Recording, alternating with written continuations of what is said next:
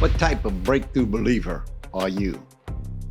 I'm Dr. Ray, and welcome to this week's Hosea International Speaks. There are four kinds of believers in the church or the ecclesia today. There are the pioneers, which we talked about briefly last week or before that. There are the enablers. There are two types of resistors, which we will call A and B resistors. When the church is built according to apostolic blueprints, the pioneers and enablers emerge in the rank and file of the church.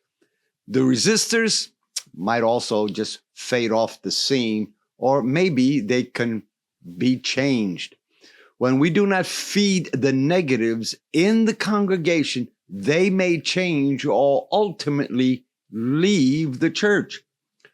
Those who change will become full supporters of the leadership of the church. These four kinds of believers grow up, mature, or fade out under different types of environment and atmosphere. Providing the right kind of leadership structure will help us breathe breakthrough believers who are pioneers and enablers. Let's look at the pioneer believer first. These are the ones who make things happen. The characteristic of a pioneer believer is these are believers who are always spoiling for action. They're ready to go and move. They're often possessed with the spirit of adventure to launch into new frontiers and dimensions that have not been explored before. I can recall when we were just having the simple praise and worship leader up there directing with just maybe a few organs and pianos, and then all of a sudden, guitars, pianos, electric pianos, and drums came on the scene. They desired to break limitations within themselves and scale new heights in the kingdom of Yahweh. And sometimes they desire to bring in new styles and methods of old things as long as they are within biblical standards. Let's keep that in mind. If all of a sudden they go outside of the parameters of what's biblically accepted, then we need to watch out for those. They're the ones that keep expanding the borders of the church ministry in order to embrace every opportunity Yahweh is giving us. If we wait on Yahweh, He will show us the future because He's been there. These pioneers, they create spiritual momentum until others are absorbed into the flow of Yahweh-given vision to the church. These pioneer believers are sensitive to Holy Spirit's leading, and they have deep conviction about Yahweh, what Yahweh is calling them to do. That is their willingness to be obedient to Holy Spirit's leadings helps the local church or local body to see new doors for effective ministry. And we saw that. So let's look at B. How do we raise up pioneer believers? Let's look at 4 steps in raising up pioneer believers. 1, we raise up pioneer believers by developing a strong leadership style that is visionary. They're able to see, put the vision before them, and they like to follow it. Prophetic visionary leaders seem to create a conducive environment for pioneer believers to rise. The magnitude of the prophetic visionary, its clarity and implications energizes the pioneer believers' personal dreams. They see their dreams coming to fruition. The high level of prophetic contents these visions bring creates possibility faith in the hearts of these pioneer believers. 2, There is a need to set proper limits and boundaries, as we talked previously. The important factor that can cause pioneers to rise effectively is a governmental church structure that will set proper limits and boundaries for safety and effective service.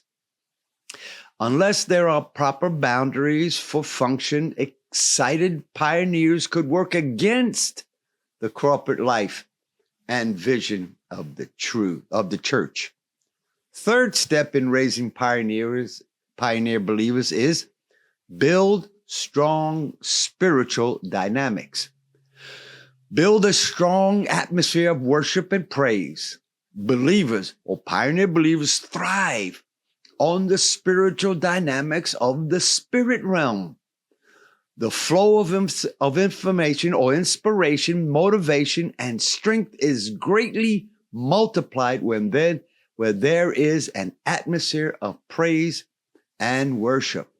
And lastly, in raising up pioneer believers, we need to raise up a strong support team of people who will work alongside these pioneers and help their vision to come into fulfillment. This is what I call teaching those who are going to be teachers to teach. There is a vital need for teachers to teach teachers. That seems, a little off, but that's exactly what we need in the church. They can do this by making all their own resources available to pioneer believers.